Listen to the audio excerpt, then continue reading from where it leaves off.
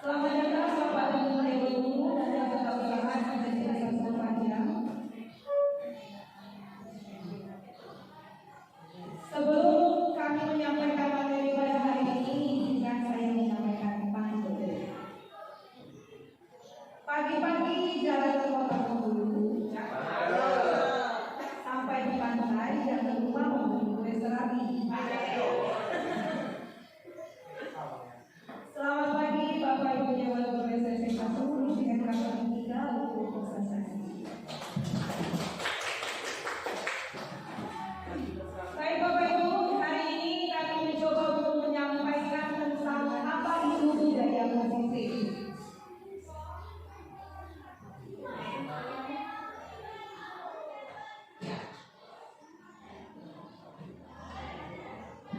Perubahan paradigma. Di sini kami mencoba untuk menjelaskan apa yang dimaksud dengan perubahan paradigma.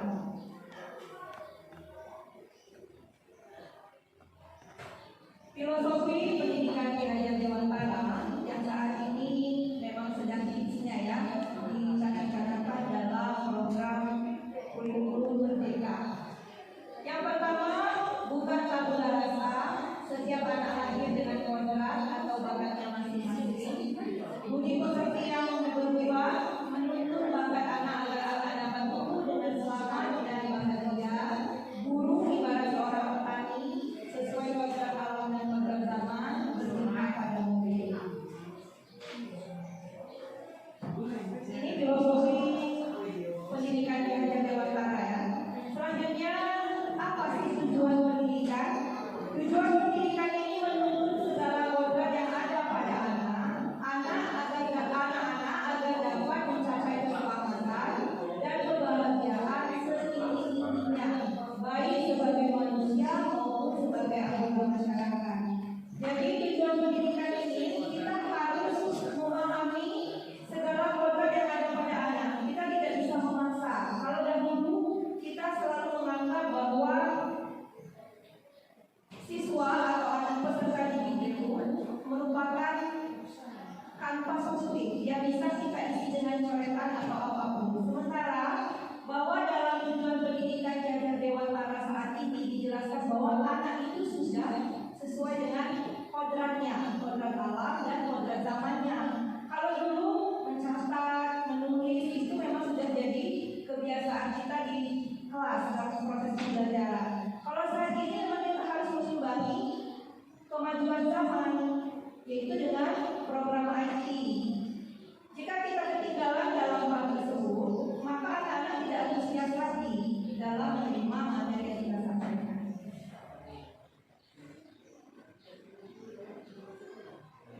Salah satu tanggung jawab seorang guru adalah bagaimana menciptakan suatu lingkungan positif yang terdiri dari warga sekolah yang saling mendukung, saling belajar, saling bekerja sama, sehingga tercipta kebiasaan-kebiasaan yang baik. Dari kebiasaan-kebiasaan baik akan tumbuh menjadi karakter-karakter baik warga sekolah, dan pada akhirnya karakter-karakter dari kebiasaan-kebiasaan baik akan membentuk suasana budaya positif. Di sini kami ingin mencoba untuk memberikan pandangan kembali apa sih maksudnya budaya positif ini. Jadi kita mulai dari diri kita dulu, memberikan contoh yang baik, mengajar, berbagi arti baik, sehingga ekosistem yang ada pada sekolah kita itu menjadi saling berketerkaitan. Budaya positif di sekolah yaitu nilai-nilai dan kebiasaan-kebiasaan di sekolah yang berpihak pada peserta didik agar mereka dapat berkembang menjadi pribadi yang kritis, penuh hormat dan bertanggung jawab. Selanjutnya kita beralih ke disiplin positif. Apa itu disiplin positif? Menurut Dr. William Webster, teori kontrol miskonsepsi tentang makna kontrol. Yang pertama yaitu ilusi guru mengontrol murid. Ilusi bahwa semua perbuatan positif, efektif dan bermanfaat. Ilusi bahwa kritik dan membuat orang merasa bersalah dapat menguatkan karakter. Ilusi bahwa orang dewasa memiliki hak untuk merasa.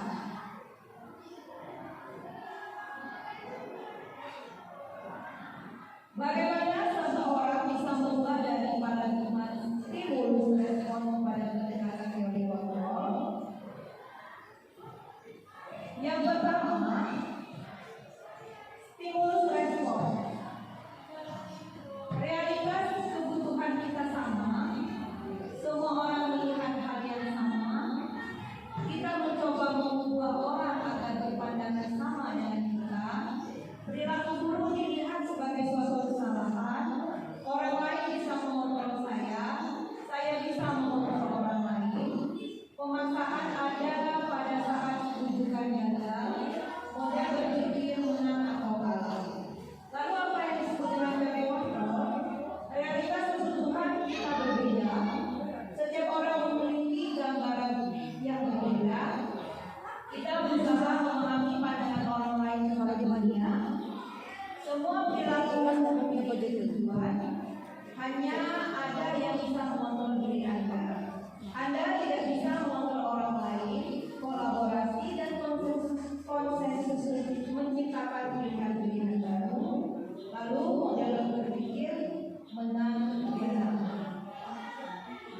Bagaimana Bapak Ibu? Apakah masih semangat? Semangat! Kalau begitu ada kayaknya sebelah sana kurang semangat ini. Kita eksekusi dulu. Bapak Ibu silakan berdiri dulu.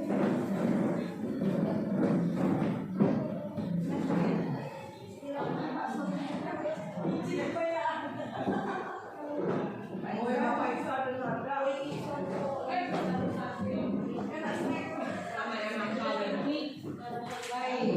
Bapak Ibu perhatikan telunjuk kita masing-masing. Sudah diperhatikan? Satu saja ya. Putarkan ke arah jarum jam. Kita mulai 1, 2, 3. Lebih kencang lagi Bu. Ayo happy. 1, 2, 3. Pelankan kembali. Pusing dulu. Tempelkan di dagu. Dagu dong. Konsentrasi dia. Tidak konsentrasi. Ulang lagi Bu. Sekali lagi ya. Sampai konsentrasi. Ayo pegang. Siapkan telunjuknya. Putarkan ke arah jarumnya. 1, 2, 3. Lebih kencang lagi. Terus pelankan. Tempelkan di hidung. Duk. Iya. Terima kasih. Jangan kembali Bapak Ibu.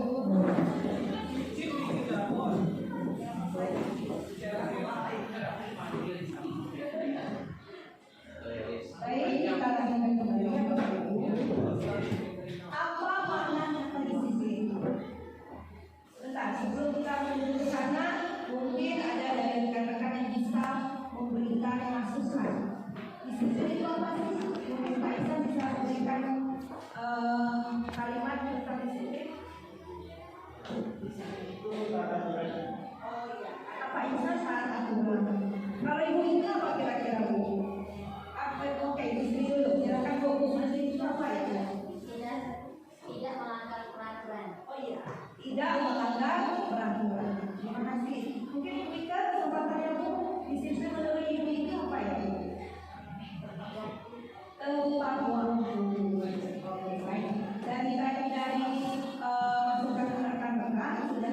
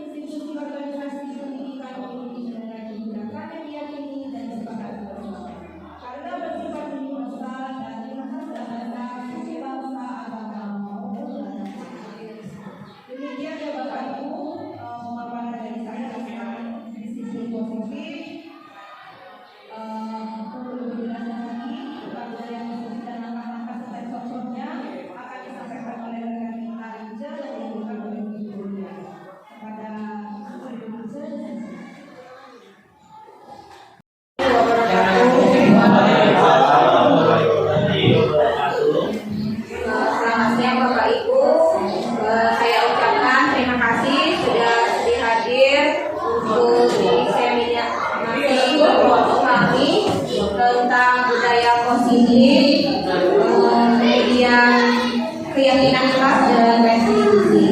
Di sini saya akan menjelaskan tentang motivasi perilaku manusia. Menurut dia dalam bukunya Instruction to School Discipline menyatakan ada 3 motivasi perilaku manusia. Yang pertama untuk menghindari ketidaknyamanan atau hukuman. Kemudian yang kedua untuk mendapatkan imbalan atau penghargaan dari orang lain. Yang ketiga untuk menjadi orang yang mereka inginkan dan menghargai diri sendiri dengan nilai-nilai yang mereka percaya.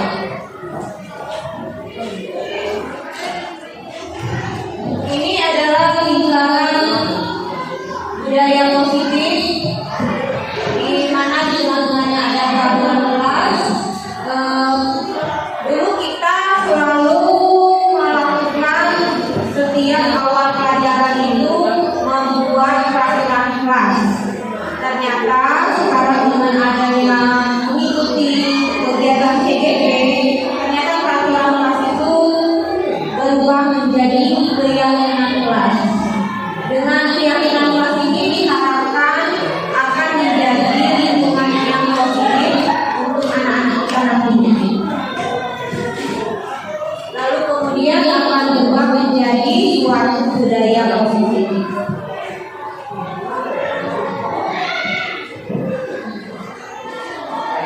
Di sini keyakinan kelas. Apa itu keyakinan kelas? Mengapa tidak peraturan saja? Mengapa harus keyakinan kelas? Kira-kira ada yang tahu, Bapak Ibu? Mengapa tidak peraturan saja, peraturan kelas saja? Mengapa harus keyakinan kelas? Ada yang tahu? Kira-kira? Kenapa harus keyakinan tidak peraturan? Ya, Ibu ini. Kalau keyakinan itu sudah siswanya langsung. Kalau peraturan itu secara global atau keseluruhan. Kesepakatan. Kalau keyakinan kelas itu keseluruhan. Dapat individu. Kalau ini Peraturan kelas. ya. Begini. Jadi mengapa keyakinan kelas? Mengapa tidak peraturan kelas saja? Biasanya kita itu membuat peraturan kelas itu siapa? Biasanya Wali murid. Ya. Biasanya yang membuat peraturan kelas itu wali murid. Peraturan kelas kan iya, wali kelasnya. Jadi kalau peraturan kelas itu biasanya wali murid yang buat. Oh, peraturan kelas kita tidak boleh langsung terlambat. Harus apa? Tidak ada boleh ada yang ribut. Kemudian tidak boleh ada yang tidak menggunakan seragam. Nah itu dari kata-katanya itu dari ininya. Kemudian kata-katanya juga cenderung tidak jangan dilarang gitu kan. Nah sekarang itu diubah paradigma kita menjadi keyakinan kelas. Kita serahkan kembali ke anak apa yang mereka yakini. Kemudian kata-katanya juga mengandung kata-kata yang positif. Tidak lagi jangan, tidak lagi tidak. Misalnya tidak boleh datang terlambat, diubah menjadi datanglah tepat waktu. Jadi di sini yang akan kami coba menjelaskan mengapa keyakinan kelas tidak menjadi peraturan kelas sendiri. Jadi dengan implementasi ini diharapkan nanti para guru ini bisa menerapkannya ke kelas masing-masing. Jadi tidak lagi menerapkan peraturan kelas, akan tetapi akan mengubah peraturan kelas kita tadi menjadi keyakinan kelas. Kemudian untuk mendukung motivasi diri kembali ke nilai-nilai atau keyakinan-keyakinan.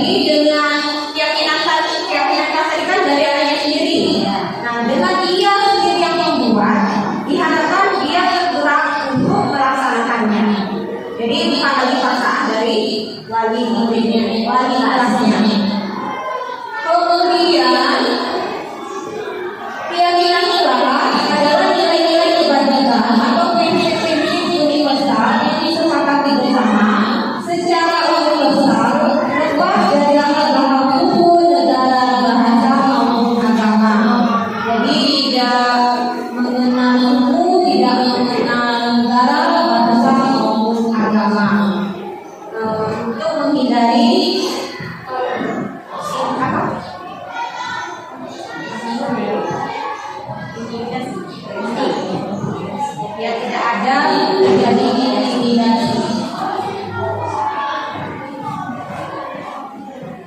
Nah, di sini ada contoh keyakinan kelas yang dibuat oleh anak. Menurut dosen tahun 1998, suatu keyakinan akan lebih memotivasi seseorang dari dalam intrinsipnya. Kemudian seseorang akan lebih bersemangat untuk menjalankan keyakinannya daripada hanya sekedar mengikuti serangkaian program yang kita buat sendiri tadi. Jadi itu tujuan dari adanya keyakinan kelas.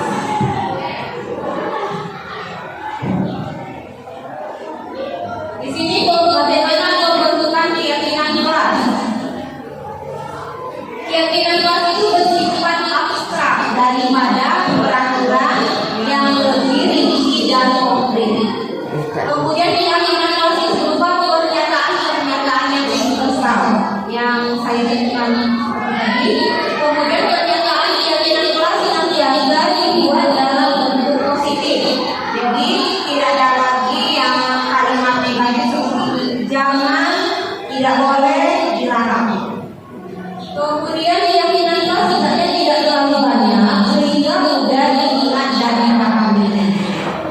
Semua warga kelas biasanya berkontribusi dalam membuat kegiatan kelas dan pendapat. Kemudian bersedia meninjau kembali keyakinan kelas dari waktu ke waktu. Jadi keyakinan kelas itu tidak hanya dibuat kemudian dilupakan, akan tetapi selalu direfleksi. Apakah keyakinan yang sudah dibuat tadi sudah dilaksanakan secara maksimal oleh anak yang membuatnya sendiri tadi?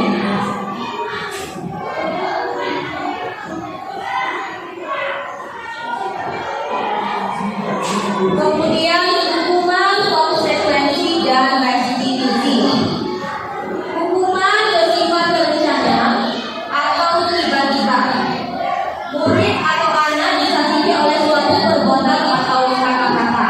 Sedangkan konsekuensi suatu terencana atau sudah disepakati. Murid tetap dibuat tidak nyaman untuk jangka waktu pendek. Kemudian restitusi proses menciptakan kondisi bagi murid untuk memperbaiki kesalahan mereka sehingga mereka bisa kembali pada kelompok mereka dengan karakter yang lebih kuat.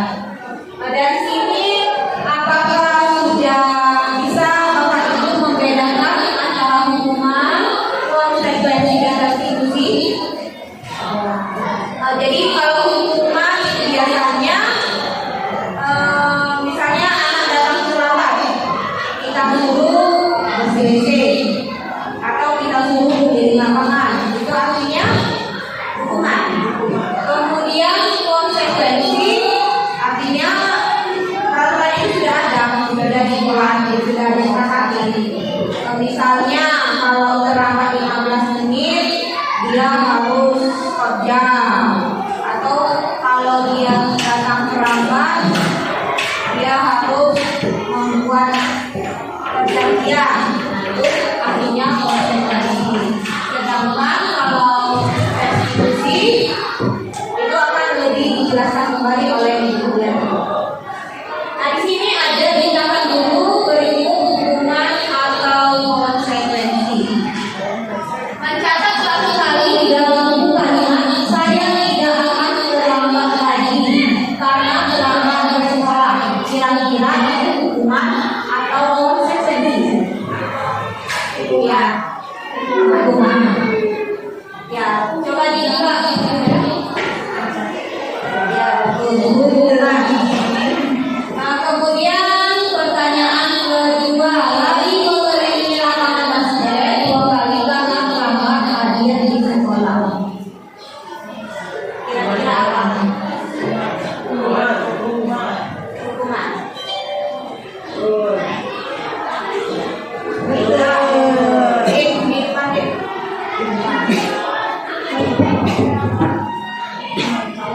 Ya, hukuman. Kemudian pertanyaan yang ketiga, menggantikan kertas tugas teman yang telah dicoret-coret. Ya,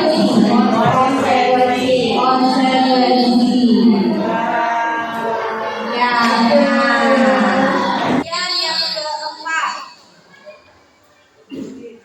murid diminta untuk push up 15 kali karena tidak menggunakan masker di sekolah. Konsekuensi.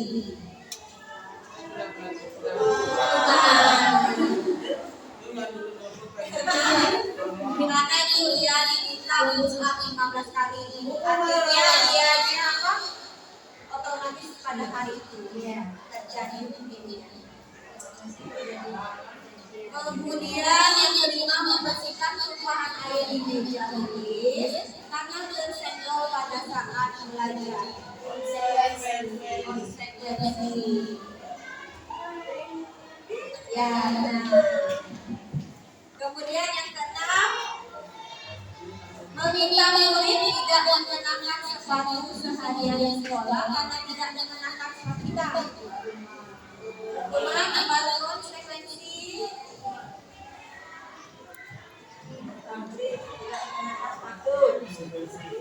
Konsekuensi.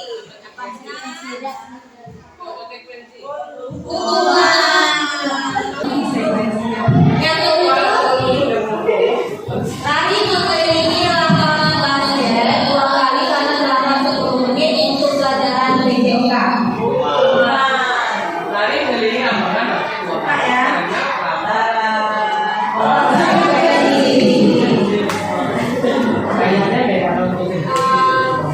Yang ini saja penjelasan dari saya.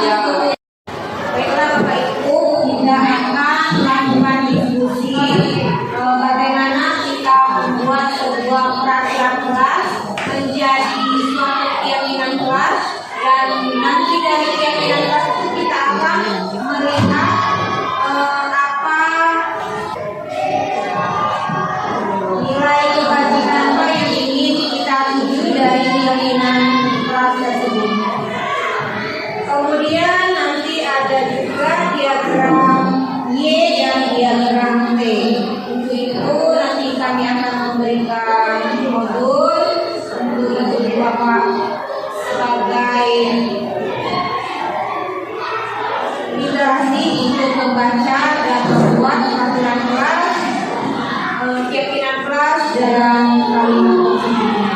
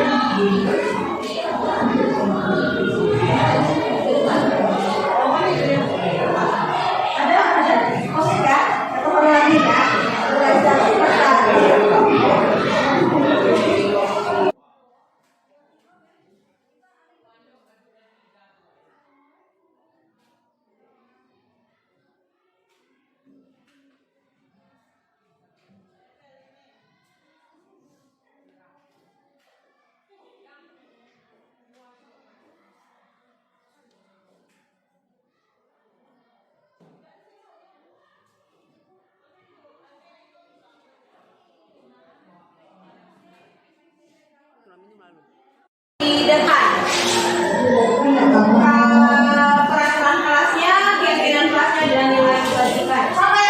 Mungkin dari peraturan kelas, siapa peraturan kelas? Ya, silakan. Sudah? Sudah kan?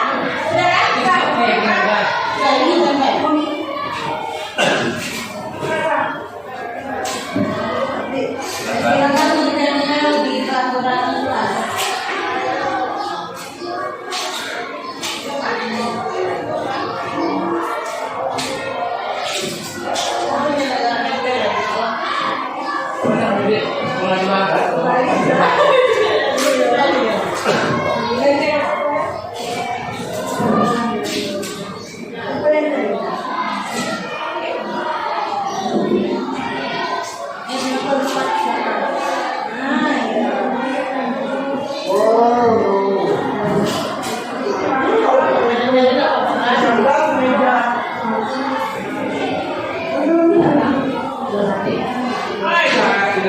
Untuk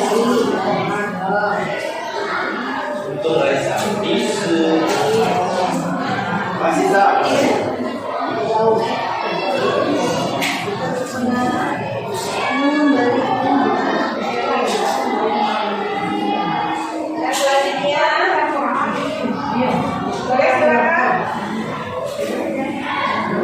Yang ini silakan.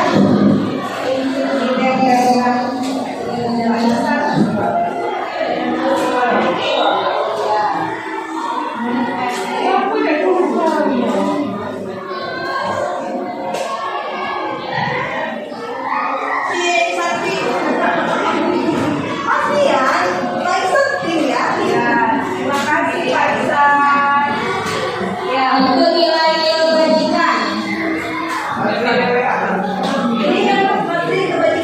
Ya, bukan. Ini cuma tahu ya, Pak. Yang lain saya yakin. Sama-sama, Bu. Ya baiklah, kita lihat peraturan kelas yang dibuat dari kelompok 1. Dilarang mempergunakan sembarangan pemaingan dalam tempatnya. Dilarang melakukan kekerasan, dilarang menggunakan narkoba, dilarang merokok, dilarang mengganggu orang lain. Hadir di sekolah 15 menit sebelum pembelajaran dimulai.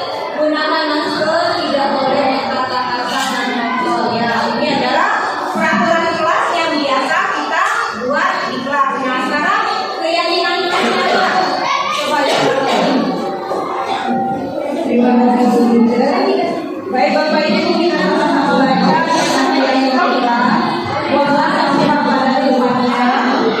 Yang kedua, selalu benar yang yang ketiga, meyakini bahwa sangat penting untuk menghormati semua. Iya, semua orang dan barang-barang yang dihargai. Dan selanjutnya,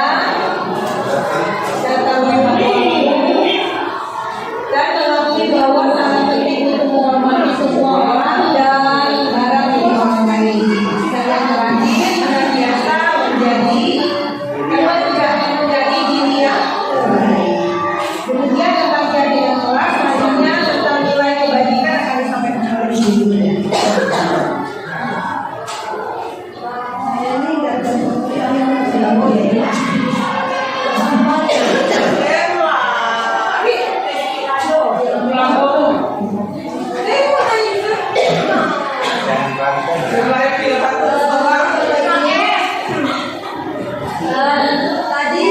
Tadi Bapak Ibu sudah merumuskan peraturan kelas dari guru ada peraturan tadi.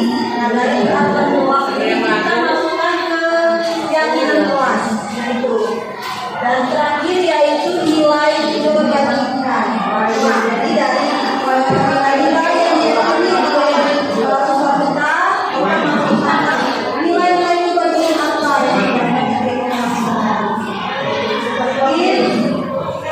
nilai kebajikannya yang dituju adalah tanggung jawab. Kita mengingatkan banyak sekali mendukung hati, saling menghormati, ya. Terus nilai kebajikannya adalah integritas, komitmen, dan di sini artinya yang ini sehat adalah sehat, lahir dan batin. Jadi Bapak Ibu, dari keyakinan kelas, keyakinan kelas artinya keyakinan kelas artinya kelas, artinya yang dikeluarkan oleh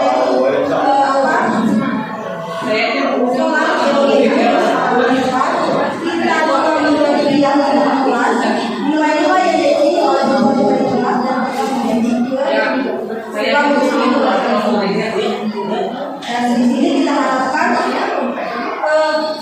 dasar dari keyakinan kelas ini nilai yang kita terapkan, ya, yang kita laksanakan di kelas, ya, sehingga siswa kita melaksanakan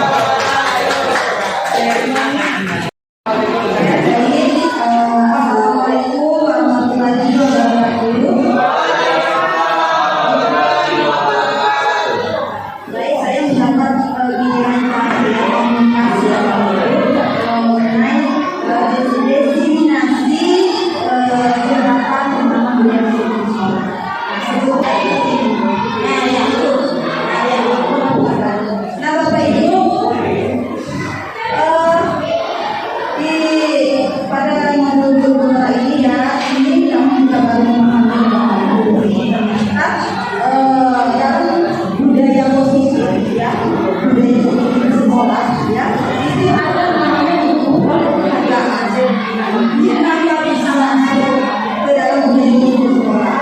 Ada penghargaan di sana, ya Bapak Ibu. Dan biasanya penghargaan itu apa ya? Biasanya itu suatu motivasi, ya Bapak Ibu, suatu motivasi, apresiasi, terus reward ya Bapak Ibu yang secara verbal kita berikan kepada siswa. Tapi kok kenapa di sini dibilang dicukup oleh peserta atau penghargaan itu ada sebuah hukuman? Nah, ini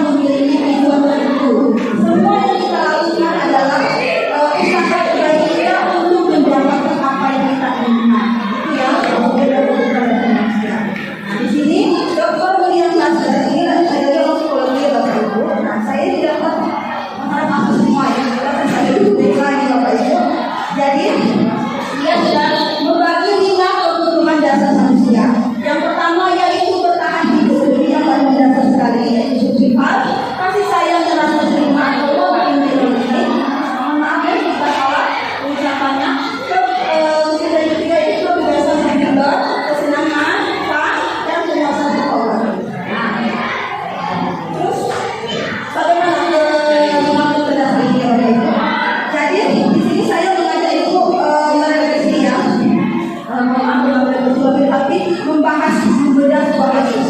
Jadi sebenarnya begini, sebut saja di kelas katakan, ya Bapak Ibu, ada seorang wali kelas itu yang bernama Ibu Ambar. Dan di kelas tersebut ada siswa yang bernama Doni. Nah, Ibu Ambar mendapati pengaduan dari teman-teman kelasnya Bapak Ibu ya, bahwa Doni ini sering meminta bekal, mengambil bekal teman-temannya di kelas.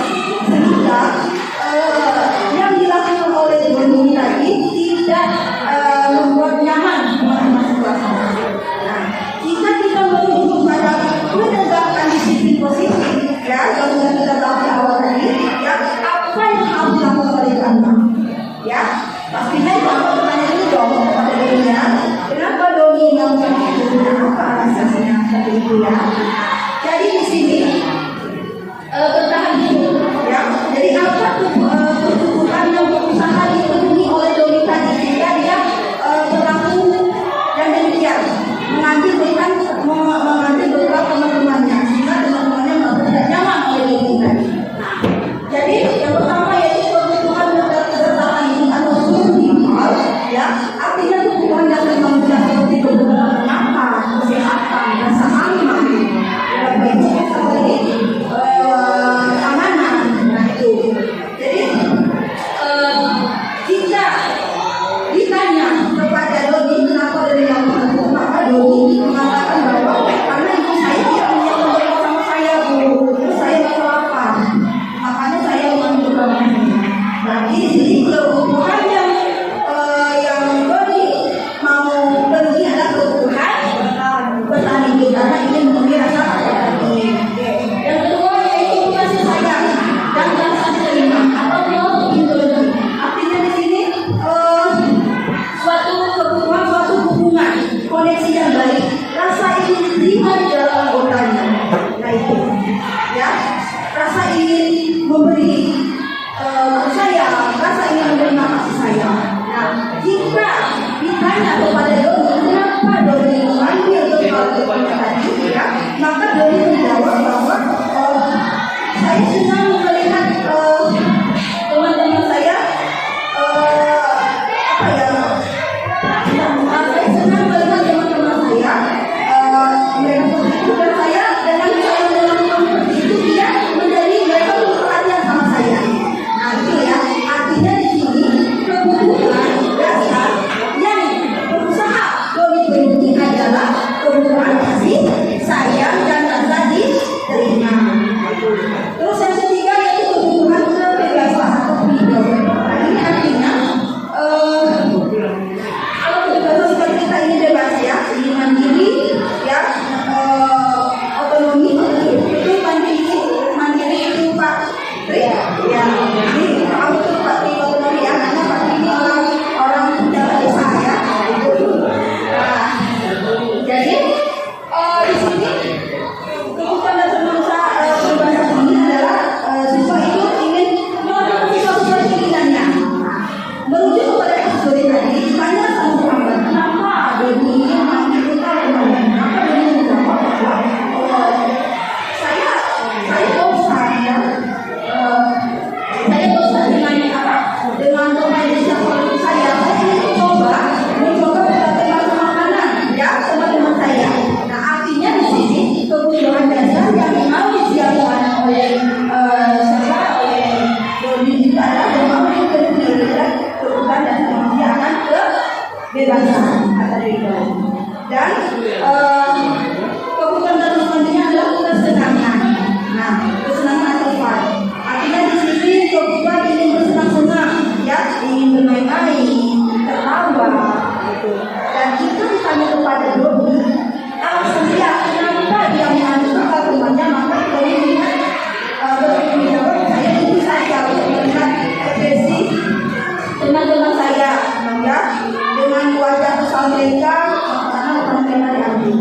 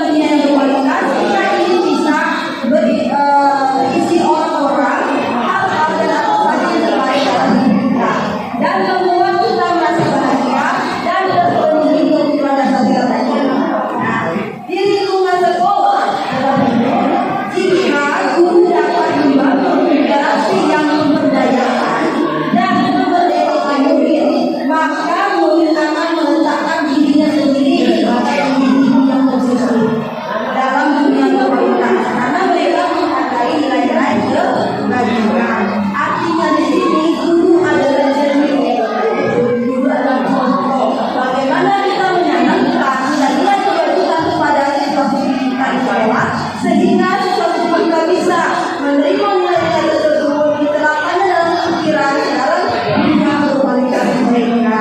Itu sehingga sebagai mahasiswa yang berjaya dan merdeka. Nah, ini 5 posisi monoton. Yaitu, nah di sini saya mengajak Bapak Ibu untuk merefleksi diri. Nah, kita posisi kita dulu ya Bapak Ibu. Dari 5 posisi monoton ini, kira-kira kita di posisi mana? Apakah sebagai hukum? Apakah sebagai teman? Apakah sebagai pembuat salah? Apakah sebagai pemantau atau sebagai manajer? Nah, itu ya Bapak Ibu. Jadi kalau kami dari Bapak Ibu kami sedang mendapatkan pengetahuan baru ya Bapak Ibu mengenai penerapan posisi. Oke, kita masuk ke Bapak Ibu. Di sini sebagai pemukul. Gimana kira-kira pemukul? Saya tanya apakah tadi sudah kata kepada ibu kepada Sunino sebagai pemukul gimana? Ya, sebagai pemukul.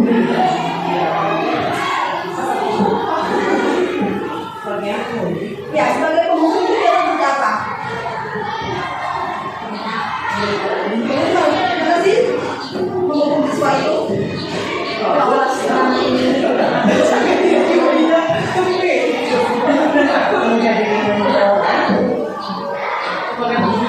Ya, berdasarkan pengalaman di hotel, mungkin pernah memukul siswa. Nah, itu menurut hotel guru sebagai pemukul seperti apa? Pembukaan atau intimidasi atau apa?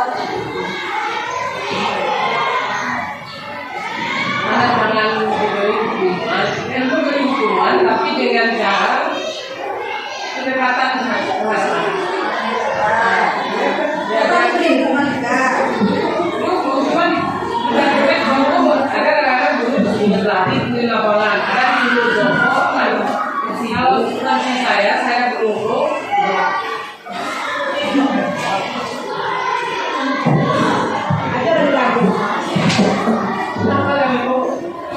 Memberi hukuman dengan cara Anda ikuti. Misalnya tidak buat PR. Saya ke bawah. Itu cara menunjukkan.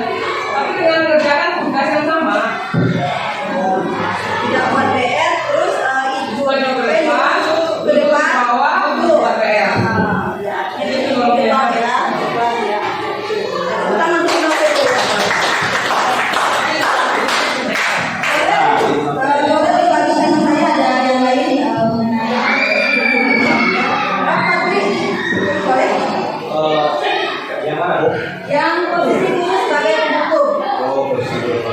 Menurut saya sih anak-anak itu perkara itu Itu anak-anak butuh untuk dihukum Ya. sebagai efek jerah. Oke. kalau kita menghukum guru sebagai teman, maka kita bisa malah kita oleh anak-anak. Ya. Oke. Oke, boleh. Ini ya. Ini senior ya di sekolah ini sudah banyak ini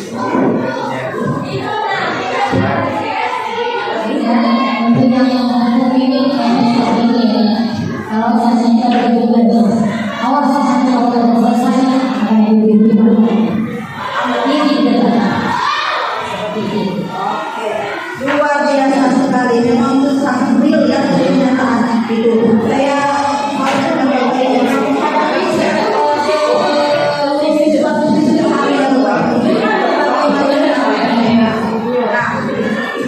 Kata ibu, ya, kata ibu Sri tadi, awas, ya,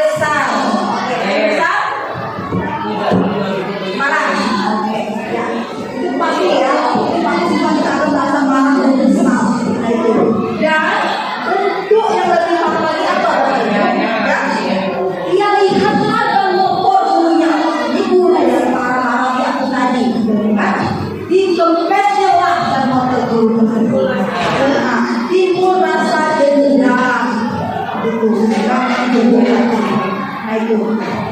Terus Bapak Ibu, untuk kondisi yang kedua itu membuat rasa bersalah. Nah, ini maksudnya gimana ini Bapak Ibu? Itu membuat rasa bersalah. Jadi seperti ini, ya.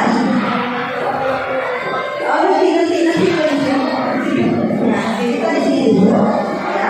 Jadi membuat rasa bersalah seperti ini. Oh, nada gurunya tidak tinggi dengan lembut, ya. Lembut.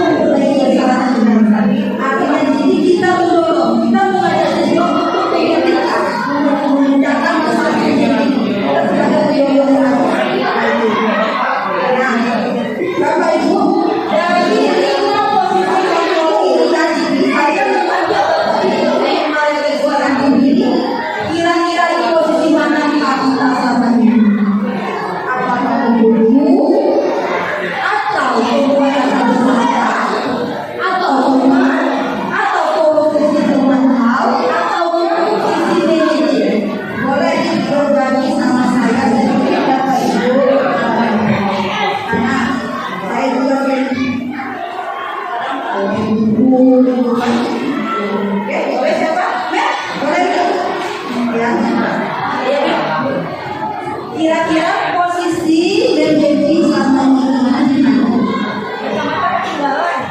Iya, matanya ada di dia. Angkat dan kita tanya yang muda, apa pembuatan salah atau beriman atau beriman tahu atau tidak?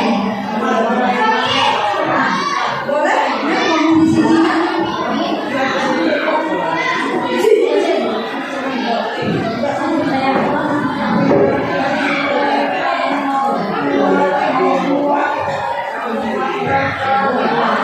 Menurut pengalamannya,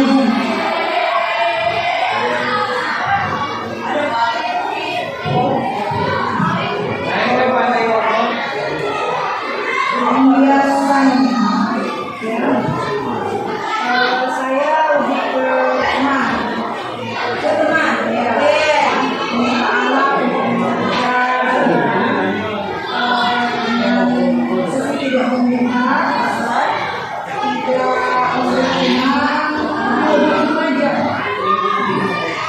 sebagai teman, untuk tidak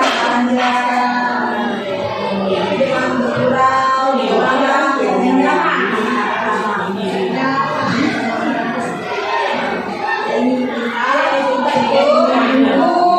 Ini biasa dengan kebenaran. Oke, terima kasih ya sudah berbagi pengalamannya. Jadi coba saya tanya sama ibu-ibu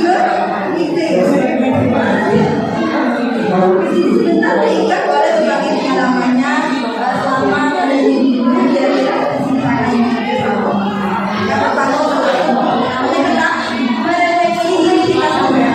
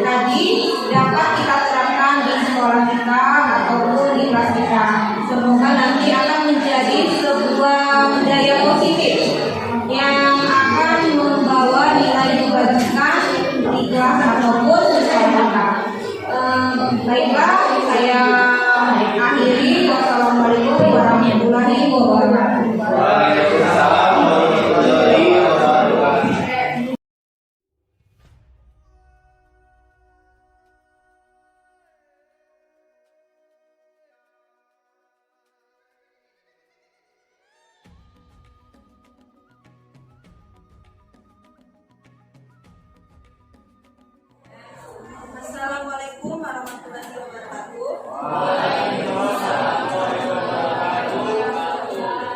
Apa kabarnya anak-anak hari ini? Alhamdulillah sehat semua ya. Nah anak-anak, pada hari ini Ibu akan mengajak kalian untuk membuat keyakinan kelas ya. Walaupun keyakinan kelas ini sudah kalian buat di awal semester, benar tidak? Benar ya. Dan itu masih bersifat alami. Nah, pada hari ini Ibu akan mengajak kalian membuat keyakinan kelas yang serius ya, di mana keyakinan kelas tersebut mengandung mempunyai nilai-nilai positif. Dan dari nilai-nilai positif itu ada kebajikan kelas ya. Nah, itu.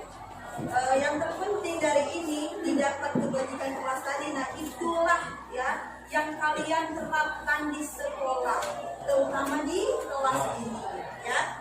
Nah ibu harapkan nilai-nilai kebajikan yang didapatkan nanti, nah ya itu bisa kalian terapkan bukan hanya di kelas 9E, tetapi di luar kelas ya, di luar sekolah. Kalau bisa menjadi karakter yang baik ya, itu untuk diri kita. Nah itu ya, sampai kalian tamat nanti itu nah ya. Nah, apakah sudah siap untuk membuat keyakinan kelas hari ini? Ya. Oke. Nah anak-anak, sebelum kita merumuskan apa saja keyakinan kelas, nah di sini tentunya ibu mau kita membuat suatu harapan. Nah, kita berharapan dulu. Artinya harapan di sini apa sih harapan kita terhadap kelas ini? Bukan suatu aturan ya, bukan suatu paksaan dari sekolah, dari ibu, dari guru lain, tapi harapan kalian masing-masing. Nah, tentunya harapan di sini itu yang pertama itu harapan terhadap diri sendiri. Terus harapan kalian terhadap teman-teman di kelas ini apa? Terus harapan kalian terhadap guru apa? Untuk di kelas 9 ini. Nah ya, makanya nanti kalian buat harapan boleh pilih salah satu ya, salah dua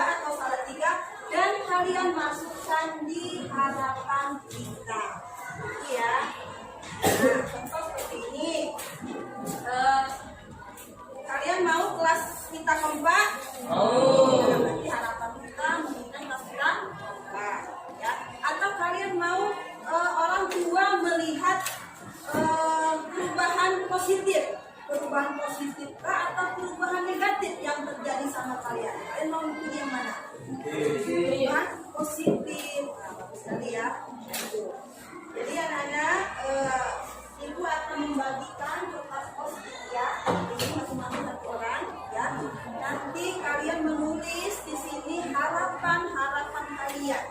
Boleh terhadap diri sendiri, terhadap teman-teman abang, terhadap guru apa. Boleh pilih salah satu, ya. Boleh tulis 2, boleh, 3 boleh, ya. Itu silakan.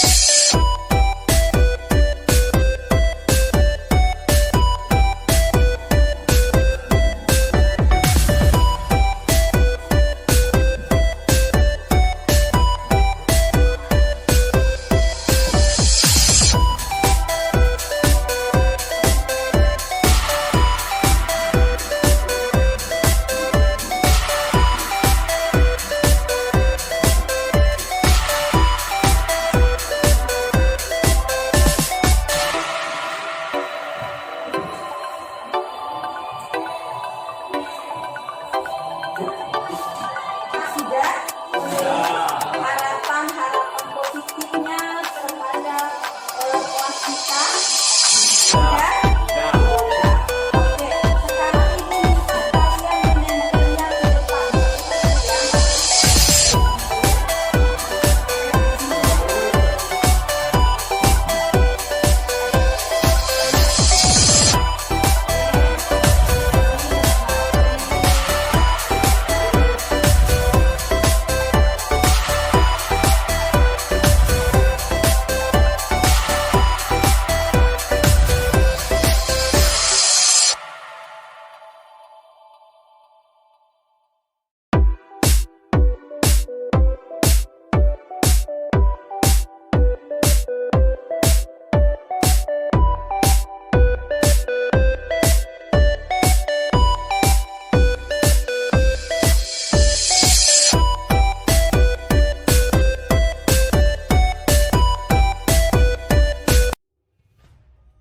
Nah, anak-anak, kalian sudah menuliskan harapan-harapan yang positif ya. Itu ulangi di sini harapan kita terhadap diri kita, terhadap teman-teman kita di kelas ini, dan harapan kita terhadap guru-guru kita yang mengajar di kelas 9B. Nah, sekarang harapan-harapan yang sudah kalian tulis ini kita simpulkan. Nah ya, kita simpulkan di mana nanti hasil kesimpulan dari harapan ini itulah yang menjadi keyakinan kelas kita.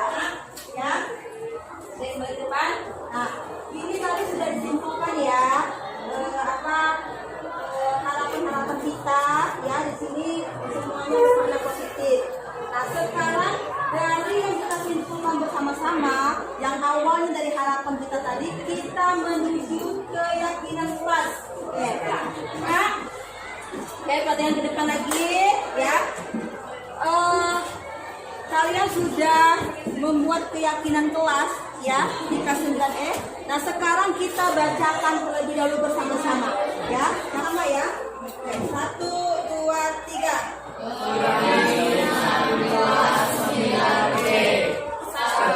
Kami saling menghargai. 2. Kelas adalah kelas Allah. 3. Kami menghargai dan menghormati guru.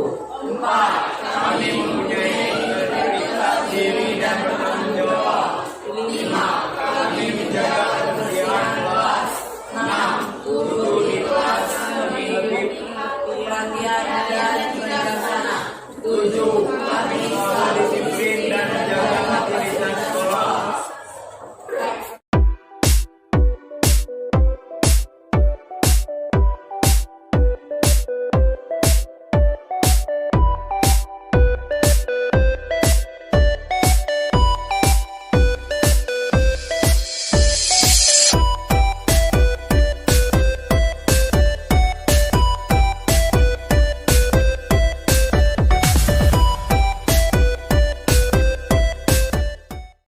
Assalamualaikum warahmatullahi wabarakatuh.